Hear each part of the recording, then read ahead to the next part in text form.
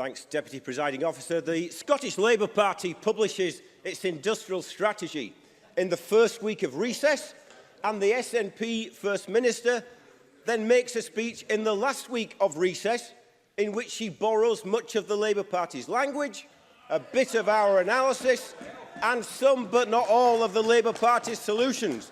And it turns up again a few days later in yesterday's programme for government.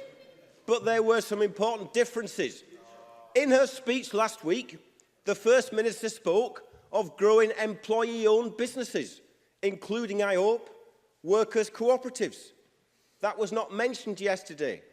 She spoke last week as well of a new partnership between government and the public sector and business. This was also missing yesterday. Of course, supporting business research and development, including the Scottish Enterprise Budget for Business R&D, which, as I exposed just 2 weeks ago, was being so overrun with claims and so underfunded with cash that the Senior Manager for Innovation and Enterprise at Scottish Enterprise was forced to send an internal memo in which she said, and I quote, "The practice of making upfront payments must cease. Holding back payments on new smart R&D until the next financial year was necessary." So we welcome the decision to increase the budget for this item from £22 million a year to £37 million a year. But I'm bound to ask this: how much of this additional £15 million is already committed? And is the practice of upfront awards, especially critical for our small and medium-sized enterprises, still off the table, or is it back on the table? And when the South of Scotland Interim Board is established, where will its budget come from?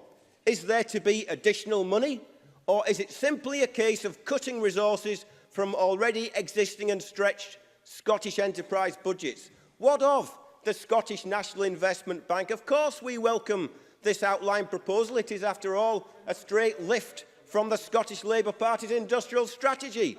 But how will the bank be governed? Will it have a board of 50% women and 50% men? What about the role of trade unions in its work? And if there is to be a Just Transition Commission, where will the trade union and community voice be on that?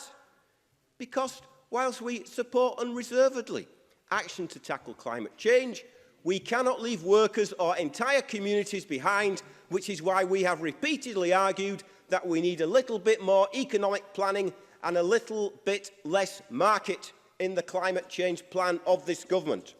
On the broader front, of course we welcome a debate about taxation. Of course we welcome the lifting of the public sector pay cap. This has been a long-standing demand of the entire trade union movement, including Labour in this Parliament. I will take an intervention. Cabinet Secretary. I wonder if Richard Leonard could tell us then why the Labour Party in Wales doesn't support lifting the public sector pay cap. I know that the Labour Party doesn't want to acknowledge the fact it's in government in Wales on these islands, but perhaps you could give us the rationale behind that. Richard Leonard. I'm a Labour member of the Scottish Parliament, here to hold to account the Scottish SNP government. It's a government which appears to be in office but not in power. It's failed to tackle the deep and underlying problems we face. So listen to 260,000 children in Scotland, 40,000 more than last year, are now living in poverty. No wonder the educational attainment gap is getting worse. And the number of people working but still considered to be living in poverty is at its worst point since devolution. Last winter, half of our pensioners lived in fuel poverty. We have a government that has failed to tackle our housing crisis, failed to tackle our national shame of health inequality. The huge cuts year on year to local government with the impact on local services has, of course, simply made that inequality worse. Deputy Presiding Officer, this government has also failed to tackle the crisis in social care and presided over worsening mental health services, especially for our young people. They have failed to meet their own treatment time guarantees and discharge targets, and now we face an impending crisis in doctors' surgeries right across the country. How on earth can we hope to tackle these issues of fundamental importance if the SNP won't even acknowledge they exist, let alone try to solve them?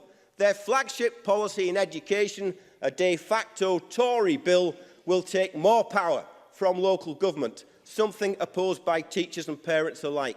So it is a programme for government which is not radical but reactionary. It shows that only Labour can deliver the investment and the ideas to deliver real change. The real and radical change that is needed. Only Labour will properly redistribute income to ensure we look after the many, not the few. Only Labour will properly invest in our economy and create the work that people need. Only Labour offers hope for a new society. Only Labour has a plan for our public services and public sector workers. Only Labour has a plan for our pensioners. Only Labour has a plan for our sick who are fed up of waiting to be seen.